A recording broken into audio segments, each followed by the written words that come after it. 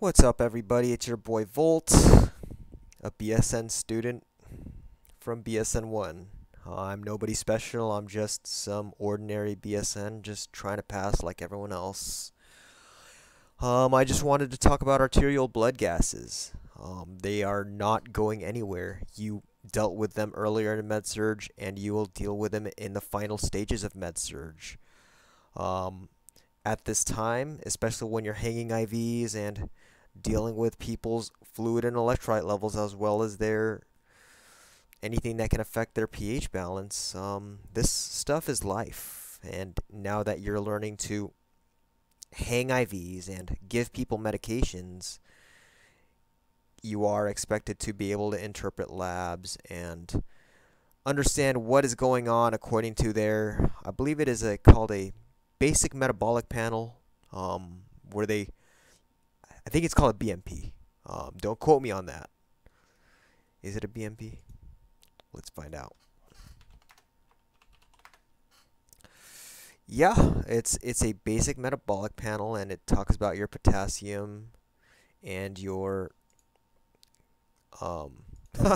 tanks. What the fuck? It talks about your all these metabolic products you make. And that's how you talk about arterial blood gases. Anyways, let's go on. So these are your reference ranges. pH normally 7.35 to 7.45. PCO2 is 35 to 45. O2 80 to 100, and bicarbonate 22 to 26. If you do not get these, I would suggest making flashcards and training yourself by using flashcards to memorize these things. They are very important, and you will have to take this information and put it all together. I might even make flashcards myself. Alright, next. So, FYI, H plus ions make acid, bicarbonate makes base, more H plus ions they're an acid. What the fuck did I write there? Okay, and as pH decreases, it gets more acidic, and if pH goes up, it's more basic. Respiratory acidosis is when your pH falls below 7.35, your PCO2 goes above 45, and your O2 is less than 80. So what's happening with your CO2 and your O2? These have inverse relationships. When your CO2 increases, your O2 decreases, and vice versa. When your CO2 increases, your O2 decreases. That's why you have this. Now, what happens with bicarbonate in respiratory acidosis?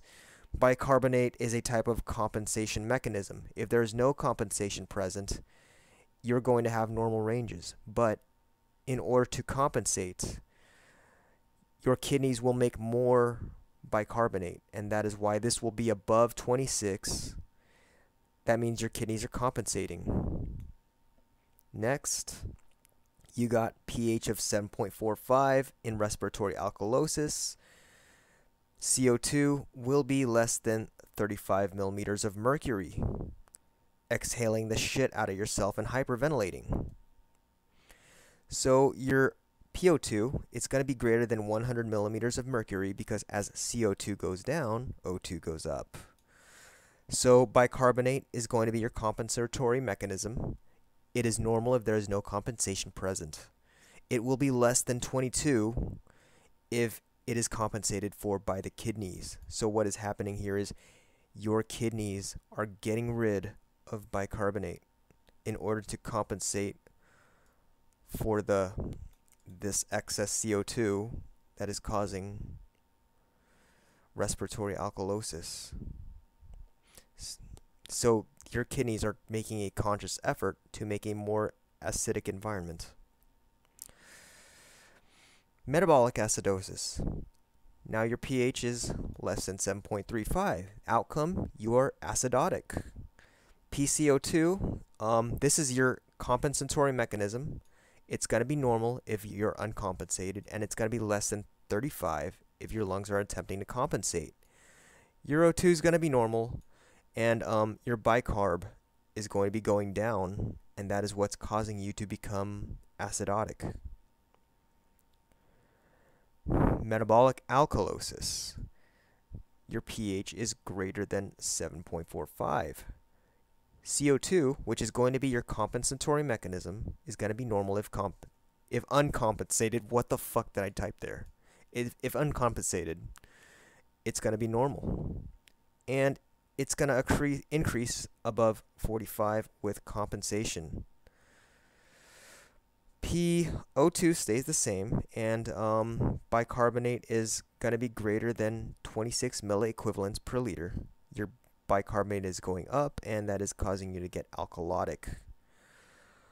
Alright, so respiratory opposite, metabolic equal, otherwise known as Rome. Respiratory, if your CO2 goes down, your pH goes up, and if your CO2 goes up, your pH goes down. Opposite directions. And metabolic, if your pH goes down, your bicarb goes down as well, and if your pH goes up, so does your bicarb. Metabolic equal. So what is this compensation and partial compensation shit about? Anyways, respiratory compensation would mean that your pH is normal because your CO2 is out of whack, but your kidneys are going to get rid of and make more bicarbonate in order to compensate, and the outcome being that your pH goes back to normal levels.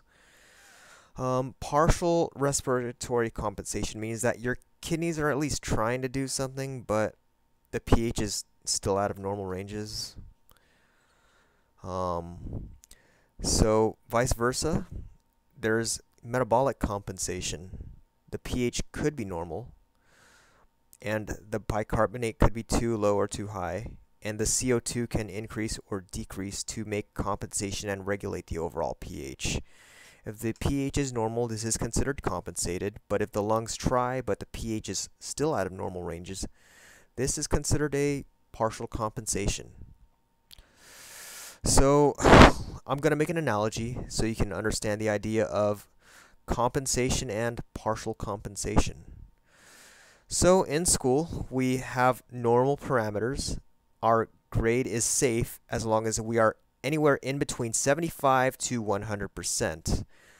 This is passing parameters. It's kind of like with pH, 7.35 to 7.45 is a safe range. Just like how in school, 75 to 100% in your grade is considered a safe range. However, in school, if your grade falls below 75%, you are no longer in a safe range. You are receiving a failing grade, and that's kind of like getting acidosis or alkalosis. So let's say, for example, give me a name. What about Jimmy doesn't study? Let's say Mr. Jimmy doesn't study gets a 55% on his test, all right? Because Jimmy doesn't study clearly didn't fucking study. So the compensation, Jimmy doesn't study, decides to actually study, and gets 100% on the next exam. Now his grade's above 75%. He's passing. He has successfully compensated.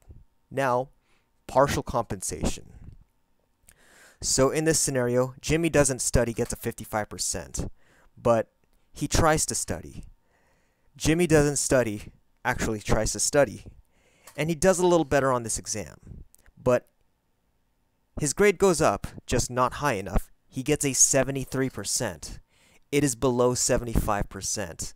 So his grade improved, but it's only partially compensated because he still has a failing grade. That is partial compensation. Now let's go with Jimmy doesn't study, just doesn't fucking study. No compensation. Jimmy doesn't study, gets a 55% on his first exam, and he just doesn't give a fuck. So he doesn't study at all, and he gets a 50% on his second exam.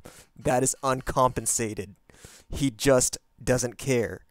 Just like uncompensation, if your kidneys are all fucked up, but your lungs don't care and not doing anything about it, that is considered no compensation. Anyways, that is my explanation on what is going on in Complex. I hope this helped somebody.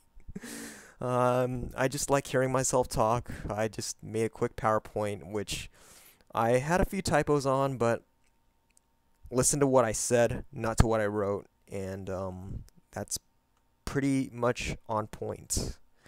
Um, if you took the time to watch this, thanks for watching. I hope you learned something, and I hope it helped people. If you know this, it will save your life in Complex Medsurg. You guys have a good day. Volt out.